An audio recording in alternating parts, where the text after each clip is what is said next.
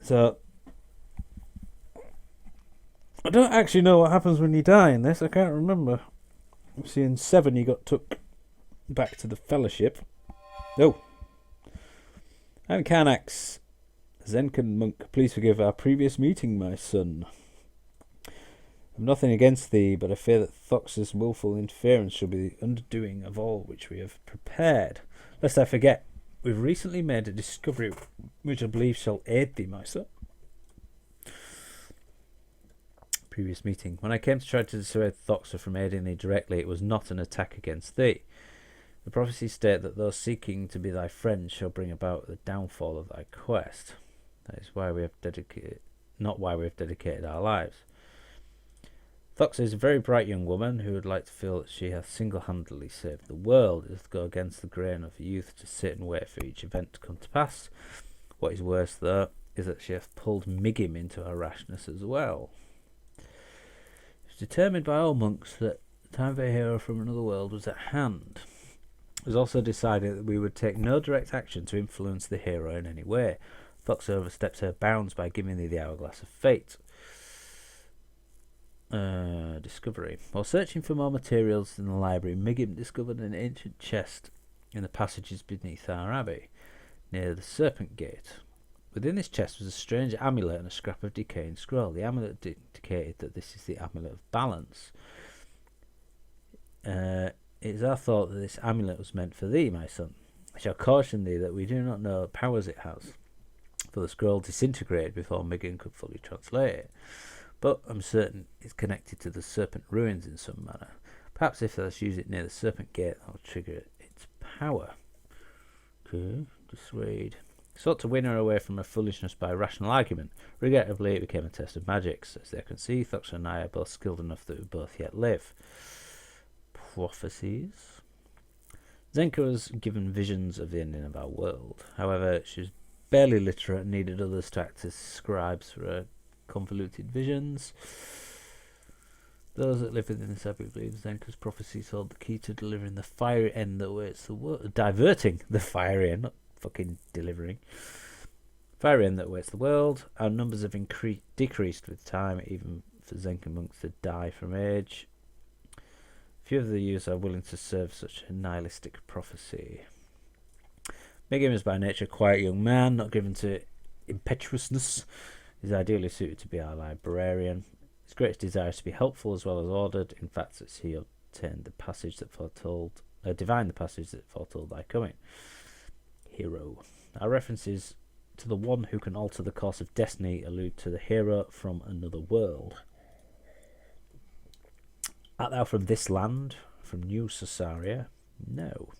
Dost thou see, when taken with all other signs, it points to thee as the one who alone can save our land.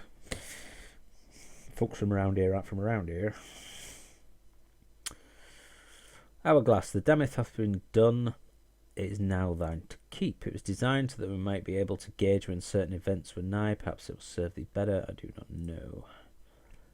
Magics. Unlike the unenlightened mages of Moonshade, our powers come not from mouldering reagents. The power of a Zenkan monk comes from a connection to the limitless void that surrounds the universe. Unlike silent novices that I see among us, Thoxa and I have both forged gateways into the power of the void. By tapping into this stream, and he confirms Zenkan monk can surmount his or her own death. But there are still some things that remain beyond one's monk's power and require the concerted effort of us all. End of the world. Zenka foresaw that people would turn from their basic goodness until the very land itself would rise up in revolt against their twisted ways. Grim tidings indeed. Even now the storms flare the land, soon the earthquakes will unleash the fire that will engulf the world.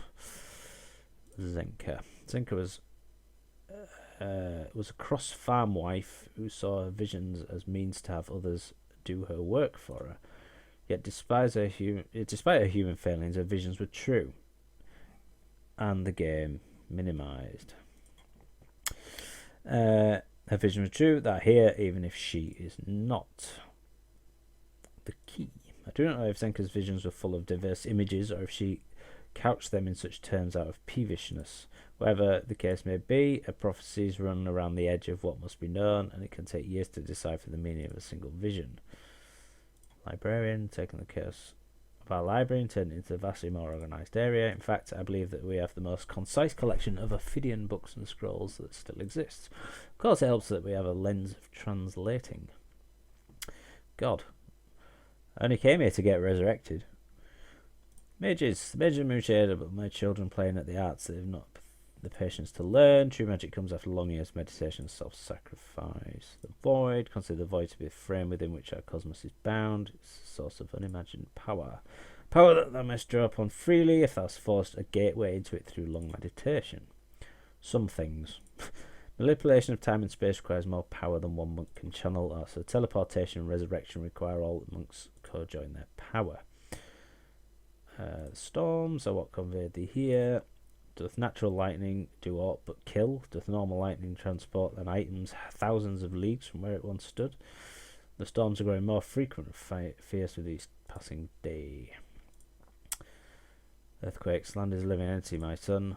I have no doubt that it will convulse as death draws near, even as a man. And where will the insignificant mortals be once the land which matures as heaves its last explosive breath will be dead?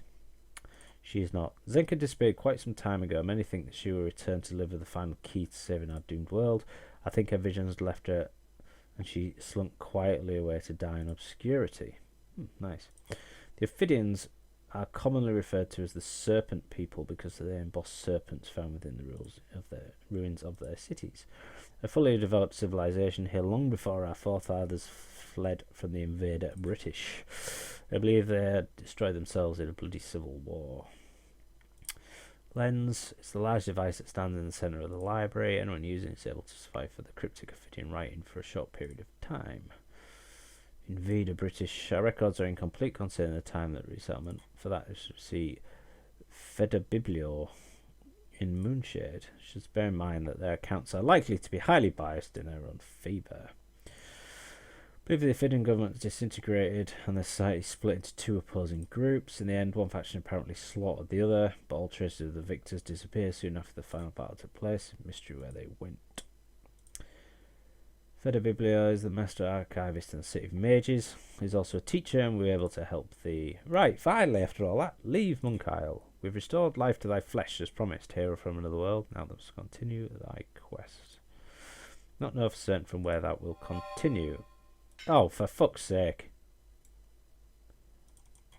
Right, do you know what? Fuck you. Try to be nice. All you want to do is kill me. So, I don't know who you are or what you want, but eat shit and die. Yeah. And you not even got anything on you. Fuck knows who you are, but you're dead now. I hope you were important. In fact, let's just look this up just in case. Serpent Isle Monitor. You look like a sculptor or something like that. Andral the sculptor. Huh. He is supposed to speak to you. Let us not do that. Let's go back to that save and just see if... Where did he live? Where does he live? Here. Yeah. What's all that about? Okay. Go back to that one. He maybe saw me stealing stuff.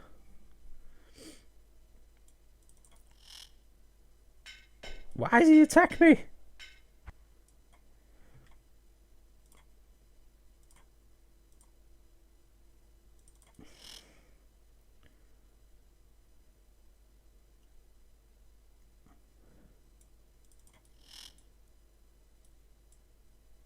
It's definitely to do with stealing. That's fine. Because we can come back later and get some of this stuff. In fact, can do so.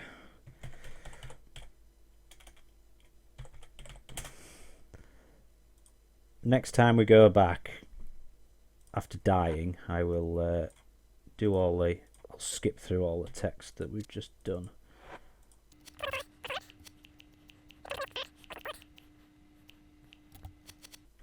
It's fine. Make sure he's not going to kick off with me.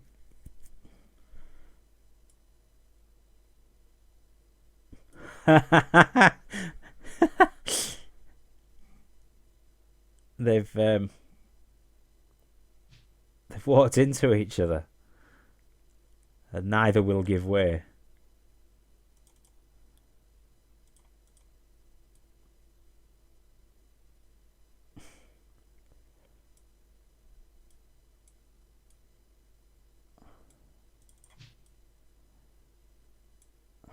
Now, I managed to distract him last time. Yes. Right. Save.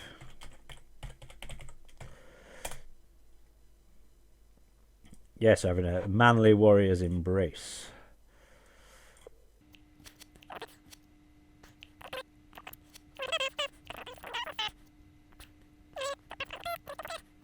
Right. Bollocks.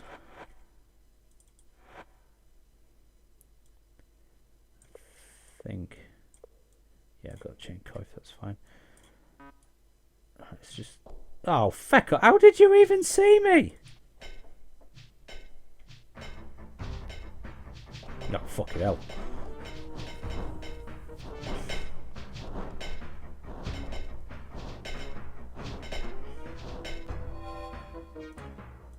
Load.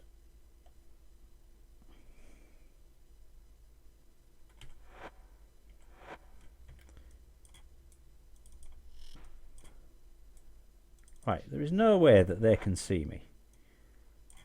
At all. Not possible.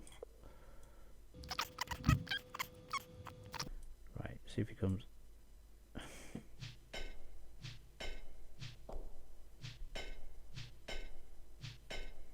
How could you see me?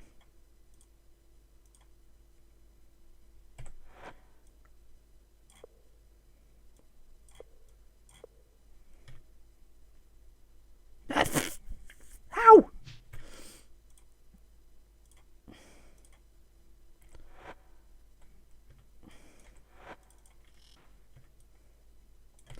Right, let's get all the way along here. I bet he comes charging in. To the death! Through this brick wall.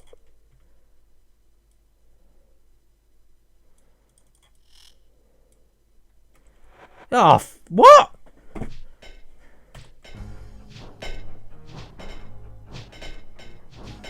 Right, we'll have to come back at night. I can get away with so much. He's off again.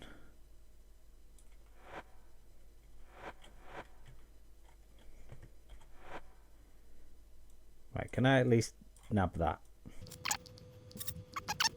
And yeah, you're not happy.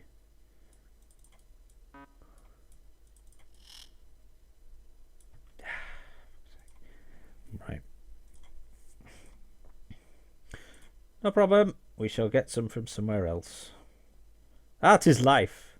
Everybody die. Greetings. Hello, stranger. I'm Andral of Monitor. So wish the services of a master artist. Perhaps I should not speak with thee. I hope thou art not come to rob me. Rob? Not sure I care to speak about the incident. It was most unpleasant. There was a stranger in Monitor who claimed to be from another land. He was very large, a scholar rather than a warrior. Batlin. Travelled with many companions, included a tall, cloaked stranger. On the night that Batlin the sage left town, someone stole an ancient relic from mine home. I suspect he was the thief. Batlin, why, he is our enemy too. Batlin came inquiring about ancient ruins, especially interested in the Serpent stone. But Renfrey told him more of this. Simon the innkeeper heard the sage say he'd come here from Fawn. Companions, not much to say. The one in the cloak spent most of his time in the inn and seldom spoke. Perhaps Simon could tell him more. There's also a warrior named Brunt who travelled with Batlin. He was small in stature but with incredibly broad shoulders. Oh, if only he would have posed in my studio could create such art. Standar fought him in the list field, said that he was an opponent unlike any other. My ancestors found a relic when they first founded the city, and it's been kept in the family all this time. To be honest, we were afraid to discard it. It had demonic appearance, being shaped like a serpent, composed of a dark rock never before seen. I had one of them. That's black rock, Avatar. Fucking hell. Thank you. Thank you for that amazing insight there. We hated the object, but we were afraid to be parted from it, but I cannot explain this. But it was so. Fawn. The city of beauty lies due north here. The shores of a great bay. Fawn is a city of fishermen. The women's of Fawn are the most beautiful land, but they're overly pampered. Monotarian females, on the other hand, are as strong as oxen. Demonic appearance. Monotarians are not superstitious people, yet we fear the ancient ruins. They were once the homes of demons who ruled this land at a distant age.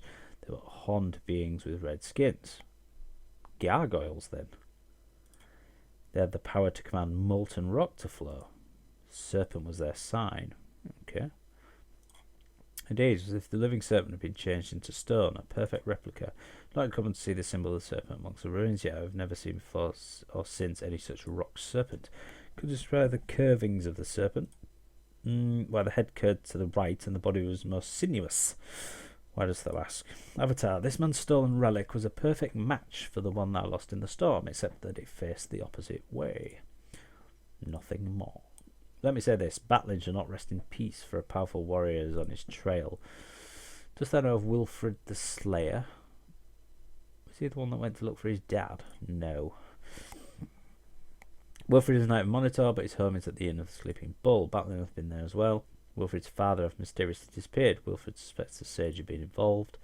Surely brave Wilfred shall track down the sage and kill him, and shall enjoy sweet revenge. You find the Hill of the Sleeping Bull by taking the Serpent Highway north from here. There's not much there, save for an ancient inn for which the village is named. Wilfred's brother Argus doth operate it. Artist. I'm a sculptor by trade. There's brisk business to be done in this city, fashioning busts and statues for the knights. I can make time for thee if thou wish to commission my talents. Commission. For a fee, I can create works of art to honour knights when they complete great quests, or when they simply wish to pay me money for a monument to their vanity. Does thou wish to commission a work for me? Yeah. I'm sorry, but I'm currently working on a statue of Luther. Made him sound complete. Could not begin work on something for thee until then. Bye. Well, at least you're not killing me. Okay. Ah, yes, yellow. I suppose I better talk to you. Help me, ba. Return soon. That was easy.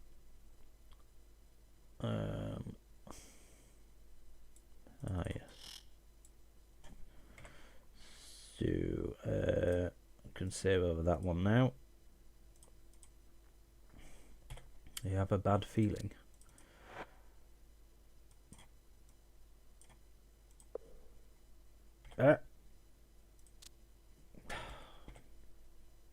Hang on.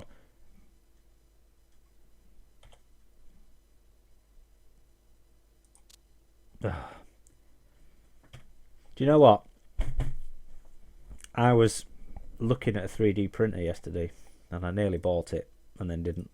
But yeah, how cool would it be to make an actual 3D printed statue? That'd be brilliant.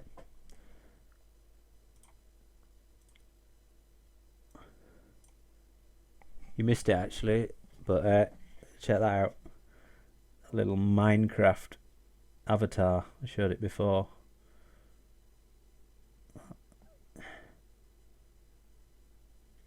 Including cloak. I'll have to make the others. I've got them printed out over there, I just haven't cut them out and glued them together. Okay, so that's the north gate.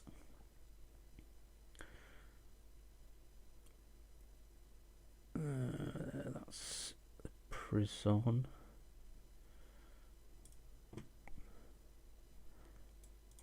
Pub. Go to pub. Go talk to Simon. Sleeping Soldier. Registry. Gwenno. Haha. Linda of Monitor. Batlin the Sage. Dragon. Peter of Monitor. I never understood why people who live in the town book into the...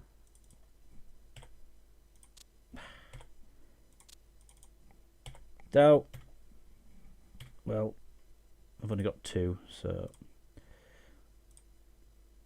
enough of that. Let's talk to this guy. Yeah, it's on card. That it says website where you can, if you got a custom Minecraft skin that you've put in the game, you can upload that file to this website, and it produces a template that you can print out with tabs. So you print it out on card, cut it out, and then glue the tabs together, fold it all up. Right, anyway, back to proper game. Yes, Batlin's been here as well as Gwenno. Hello. How may I help thee? My name is Simon. Duties, innkeeper of the Sleeping Soldier. Montor's Inn. If thou need a bed, I can certainly accommodate thee. If thou join me in a bottle of ale, I'll gladly share it with thee. Visitors. Only 2 memorable visitors you had besides thyself, a fat sage and a scholar. Ale. May drink thy fill of ale, but I'm particularly fond of mine own personal brand of ale I would drink. Yes. Pfft. Oh. I've been sick. Unusual taste, eh? I dare say I'm not the only one outside the city of Thorn who drinks it. I'd share more with thee, but I think thou'st not appreciate it. Besides, I must clean this foulness. Ugh. Faunish ale. I'm sure Dupre will drink it. Right, where have you gone? Where's he gone? Get here. Hey! Talking to you. Oh, he's opening bloody windows. Urgh. You! How can I help, my lord? Visitors. Right, so the scholar said she was researching the land and seemed anxious to learn all about Serpent Isle. Spector dealt with her mostly. Her name was Gwenno. She left here for the east, anxious to learn the wisdom of the Zenkan monks. Of course, that was before the storms. No sailor will brave these dangerous waters now. What luck, we found a trail to follow. The fat sage, such a curiosity about the ancient ruins. I believe he followed Renfrey into the crypts so he could look around. Something there fascinated him. I should also speak with Andral the sculptor. He and the sage spent many hours in conversation here at the inn. I believe we went northeast from here towards the little hamlet of Sleeping Bull. The man's name, do you recall? That was that man's name. It was a simple name, pleasant sounding and mean. Batlin, that's it. He called himself the Sage Batlin. We found Batlin's trail. Oh, did I mention that he had several underlings travelling? There's a warrior, a sailor, and a hooded man. That's an extra one. Stand out a disagreement with this warrior. I'd wager you could tell a tale or two about him. A sailor. Swarthy man who was called Deadeye. He had the look of a pirate about him. Shazana spent a bit of time with him, as I recall. Hooded man. I noticed a funny smell about him, almost like brimstone. I also could have sworn that under his hood there were horns upon his head, but no, it's foolish. Must be some kind of trick. Keeper. Sleeping soldier, an old inn as old as Monter itself. I can gladly accommodate if it's wish. Might have lived here all my life. My parents were killed when I was very young. In a goblin raid, of course. Most deaths are usually caused by goblins who spent our entire history fighting the creatures. Cannot truly control one's destiny. Come on. I've had a share of misfortune. I've learned to move forward and try and forget the past. When I was young, I was a knight. Monter, I suppose technically I still am. My age prevents me from forming any quest of courage or going on patrol at night, of course. Passed the test of knighthood, but shortly afterwards an incident with the goblins occurred. I'm afraid that I had no more desire to battle after that. Chose to live quietly and run the inn. My young bride was killed by the goblins. We'd ventured out into the roads to journey to Thorn. At the time I was a knight and stupidly believed that we could protect her on my own. We were ambushed by foul creatures that barely escaped with my own life. No one knows where the home is. Templar is a local goblin. I expect you to go speak with him. Since the death of Astrid, some say that there's a traitor amongst us selling our secrets to the goblins. Am I unsuspicious? Take a close look at Craig. He seems to spend a lot of time in the woods on long walks alone. Yeah, it's not going to be him, is it? We know this from Ultima Underworld 2. the one that everyone suspects, not the one that's done it. Hello, begone with this stranger. No one who hath not passed the test of knighthood is worthy of my time. Well, fuck you then.